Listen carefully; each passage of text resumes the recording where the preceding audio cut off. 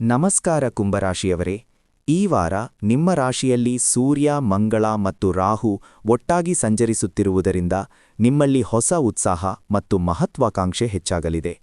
ವೃತ್ತಿ ಮತ್ತು ವೈಯಕ್ತಿಕ ಜೀವನದಲ್ಲಿ ನಾಯಕತ್ವ ವಹಿಸಿಕೊಳ್ಳುವ ಹಂಬಲ ನಿಮ್ಮದಾಗಲಿದೆ.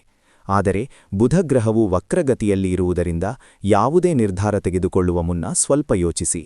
ಇದು ಹೊಸ ಕೆಲಸಗಳಿಗೆ ಧಾವಿಸುವ ಬದಲು ನಿಮ್ಮ ಹಳೆಯ ಯೋಜನೆಗಳನ್ನು ಸರಿಪಡಿಸಿಕೊಳ್ಳಲು ಮತ್ತು ಆತ್ಮಾವಲೋಕನ ಮಾಡಿಕೊಳ್ಳಲು ಉತ್ತಮ ಸಮಯ. ವೃತ್ತಿಜೀವನದಲ್ಲಿ ಕೆಲಸದ ಒತ್ತಡ ಹೆಚ್ಚಿರಲಿದೆ. ಮಂಗಳನ ಪ್ರಭಾವದಿಂದ ಕಠಿಣ ಕೆಲಸಗಳನ್ನು ಮಾಡುವ ಧೈರ್ಯ ಸಿಗುತ್ತದೆ. ಆದರೆ ಬುಧನ ವಕ್ರಗತಿಯಿಂದಾಗಿ ಇಮೇಲ್ ಅಥವಾ ಒಪ್ಪಂದಗಳನ್ನು 2 ಬಾರಿ ಪರೀಕ್ಷಿಸುವುದು ಒಳ್ಳೆಯದು. ಆರ್ಥಿಕವಾಗಿ ಈ ವಾರ ಅದ್ಭುತವಾಗಿದೆ. ಶುಕ್ರನು ನಿಮ್ಮ ಧನಸ್ಥಾನದಲ್ಲಿ ಉಚ್ಚನಾಗಿರುವುದರಿಂದ ಹಠಾತ್ ಧನಲಾಭ ಅಥವಾ ಉಳಿತಾಯ ಹೆಚ್ಚಾಗುವ ಸಾಧ್ಯತೆಯಿದೆ. ಸೃಜನಶೀಲ ಕ್ಷೇತ್ರ, ತಂತ್ರಜ್ಞಾನ ಮತ್ತು ಶಿಕ್ಷಣ ರಂಗದಲ್ಲಿ ಇರುವರಿಗೆ ಗುರುಬಲದಿಂದ ಉತ್ತಮ ಗೌರವ ಮತ್ತು ಬೆಳವಣಿಗೆ ಸಿಗಲಿದೆ. ಕುಟುಂಬದಲ್ಲಿ ಪ್ರೀತಿ ಮತ್ತು ಸಾಮರಸ್ಯ ಇರಲಿದೆ. ಉಚ್ಚ ಶುಕ್ರನ ಪ್ರಭಾವದಿಂದ ಮನೆಯವರೊಂದಿಗೆ ಸುಂದರ ಸಮಯ ಕಳೆಯಲು ಇದು ಸುಸಮಯ. ಪ್ರೇಮಿಗಳ ನಡುವೆ ಬಾಂಧವ್ಯ ಗಟ್ಟಿಯಾಗಲಿದೆ ಮತ್ತು ಮಕ್ಕಳಿಂದ ಸಂತೋಷ ಸಿಗಲಿದೆ.